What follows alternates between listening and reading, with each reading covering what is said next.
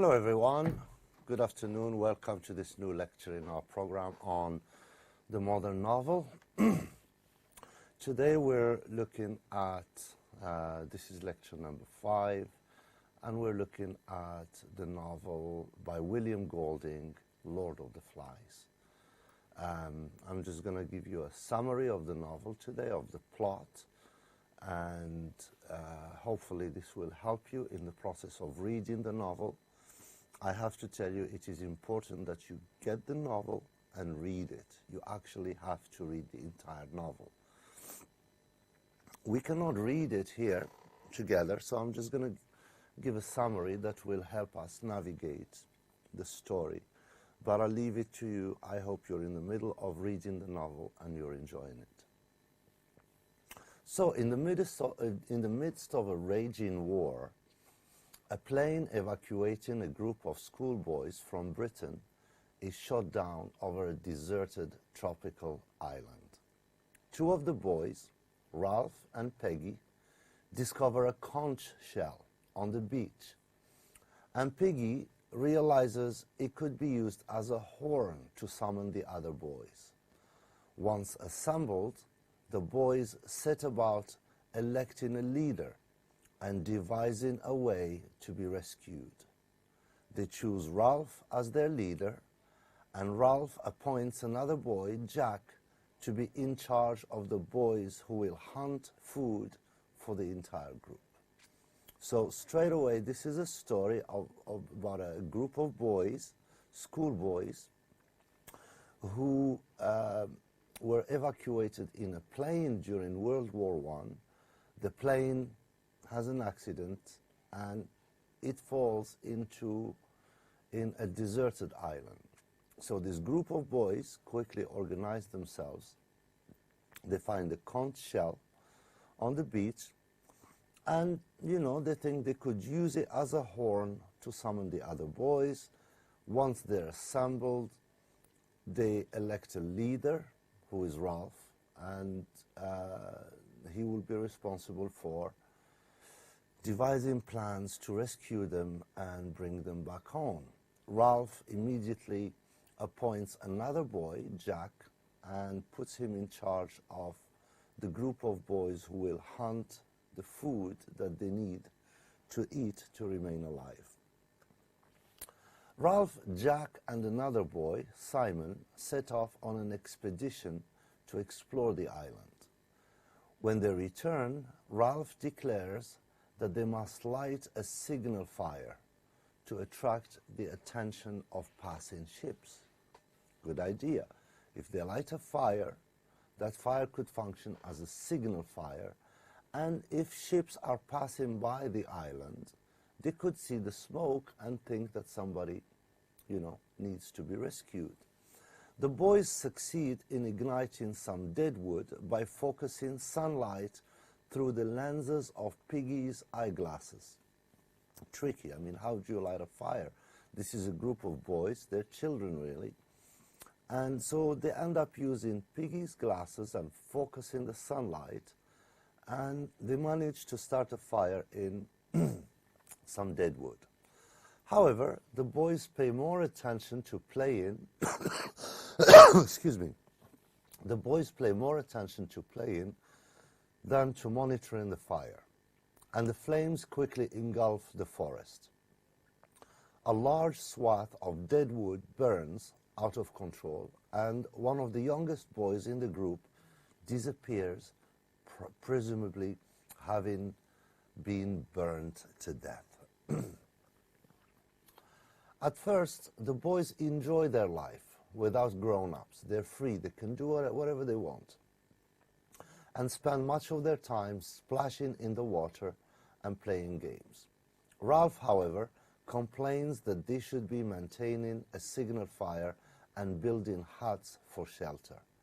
The hunters fall in their attempt to catch a wild pig, but their leader, Jack, becomes increasingly preoccupied with the act of hunting.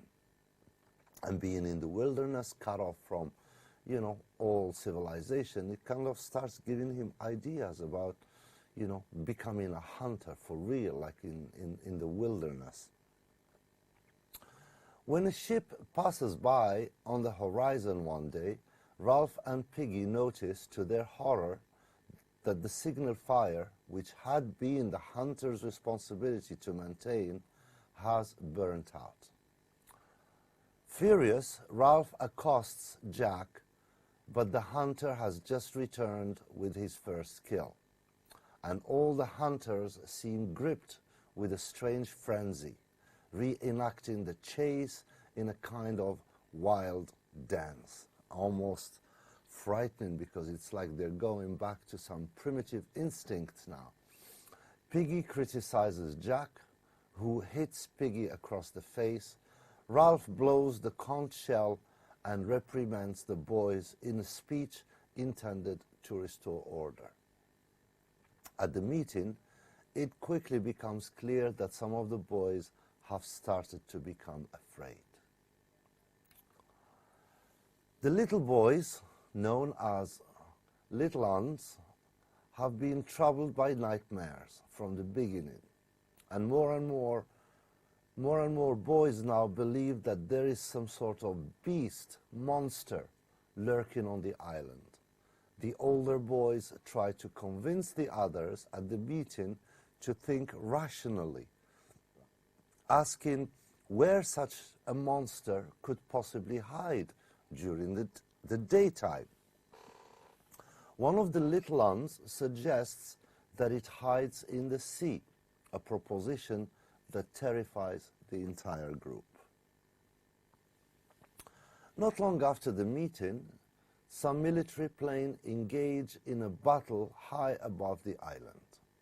The boys, asleep below, do not notice the flashing lights and explosions in the clouds. A parachutist drifts to earth on the signal fire mountain. He's dead. Sam and Eric, the twins responsible for watching the fire at night, are asleep and do not see the parachutists land. When the twins wake up, they see the enormous silhouette of his parachute and hear the strange flapping noises it makes. Thinking the island's beast is at hand, they rush back to the camp in terror and report that the beast has attacked them. The boys organize a hunting expedition to search for the monster. Jack and Ralph, who are increasingly at odds and fighting with each other, travel up the mountain. They see the silhouette of the parachute from a distance and think that it looks like a huge, deformed ape.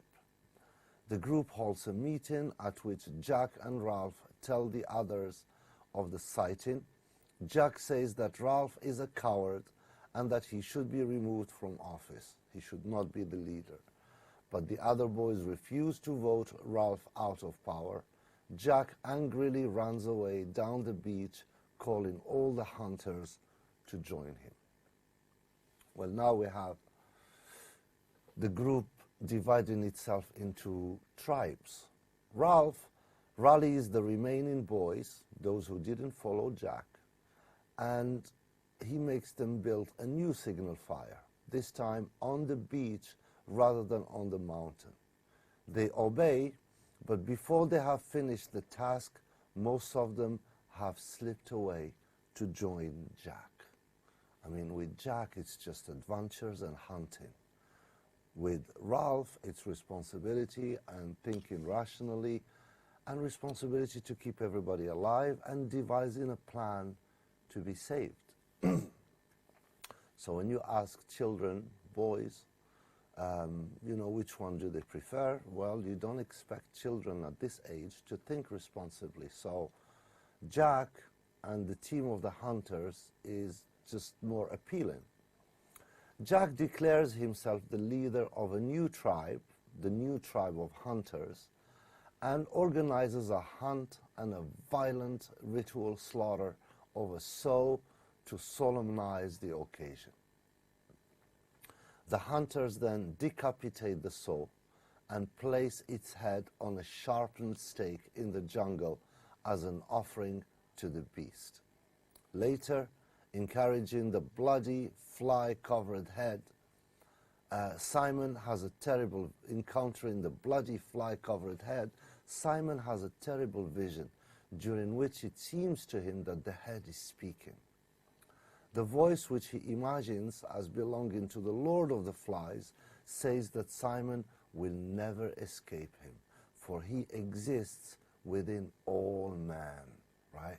So this head on a stake, right, in the jungle, in a way, it's like it speaks to Simon, and Simon hears its voice, and it tells him, you cannot escape me, because I exist within all man. Simon faints. When he wakes up, he goes to the mountain where he sees the dead parachutists, understanding then that the beast does not exist externally, but rather within each individual boy. That the beast is not something that exists outside. The beast is something that exists inside every individual. Simon travels to the beach to tell the others what he has seen, but the others are in the midst of a chaotic revelry. Even Ralph and Piggy have joined Jack's feast, and when they see Simon's shadowy figure emerge from the jungle, they fall upon him and kill him with their bare hands and teeth. That's shocking. These boys are becoming now primitives, savages, who eat and kill each other. The following morning, Ralph and Piggy discuss what they have done. Jack's hunters attack them and their few followers and steal Piggy's glasses in the process. Remember, Piggy's glasses is the one used to light the fires. Ralph's group travels to Jack's stronghold in an attempt to make Jack see reason. But Jack orders Sam and Eric tied up and fights with Ralph. In the ensuing battle, one boy, Roger, rolls a boulder down the mountain, killing Piggy and shattering the conch shell. So the conch shell was also very useful because they used it to summon everybody to a meeting, and they used it to, whenever somebody wanted to talk during the meeting, they asked for the conch shell. So the conch shell was an instrument that organized some kind of democratic existence on this island. If you want to speak, you grab the conch shell first. So whoever has the conch shell speaks. Well, now we see that the conch shell is destroyed and Piggy is killed. Ralph barely manages to escape a torrent of spears. Ralph hides for the rest of the night and the following day while the others hunt him like an animal. Jack has the other boys ignite the forest, so they light a huge fire in the forest in order to smoke Ralph out of his hiding place. Ralph stays in the forest, where he discovers and destroys the sow's head, but eventually he is forced out onto the beach, where he knows the other boys will soon arrive to kill him. Ralph collapses in exhaustion, but when he looks up, he sees a British naval officer standing over him. The officer's ship noticed the fire raging in the jungle.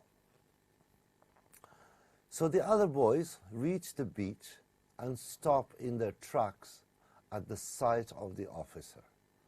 Amazed at the spectacle of this group of bloodthirsty, savage children, the officer asks Ralph to explain. What do you have to say? Can someone explain this to me? What are you doing in this wilderness, acting like savages and primitives? Ralph is overwhelmed by the knowledge that he is safe, but thinking about what has happened on the island, he begins to weep. The other boys begin to sob as well. The officer turns his back so that the boys may regain their composure. And this is the story of Lord of the Rings. It's a little bit frightening story, It's the story of a group of boys that end up stranded on a deserted island. They're children, they're boys, and they have to organize themselves. They're forced to organize themselves. So they have two groups. The first group is led by Ralph. He's elected by everybody. He seems to be a little bit older and wiser and more responsible. And he becomes the leader. And immediately he appoints Jack to be responsible for hunting and finding food for everyone. And as we see, there is competition between these two, not only over leadership, but they seem to have two different views of what needs to happen, of how leadership should be. Ralph, as we said, is reasonable, rational, responsible, caring. But Jack is becoming more and more, the influence of the jungle starts to show on him. He becomes fascinated with hunting, he becomes bloodthirsty, and he forms a tribe of his hunters who, like him, are super excited about living in the wild. And once they live in the wild like that, their wild nature starts to show. They start to enjoy killing and hunting, and they start to dislike Ralph and his style of leadership and try to take over the leadership of the group. And as we saw, this leads to, you know, a lot of killings, a lot of murders, a lot of brutality, and to a complete collapse of the group. The group is not a cohesive force anymore. They are divided into tribes warring each other and killing each other, until towards the end, when Jack and his group are hunting down Ralph and about to kill him, and there appears in the background a British naval officer who, you know, came with his ship, right, because he saw the fire, and finds this strange group of boys who have turned into savages on this island. So this is where the story ends. It leaves us with a lot of questions. How do we understand this? How do we explain it? How do we explain the differences in the characters between Ralph and Piggy, for example, and Jack and the hunters? How do we interpret the monster, the conch shell, the Piggy's glasses, you know, that are used to light the fire itself? There is a lot of symbolism. There is a lot of في رمزية كثيرة في القصة. There's a lot of symbolism and a lot of actions that demand an interpretation.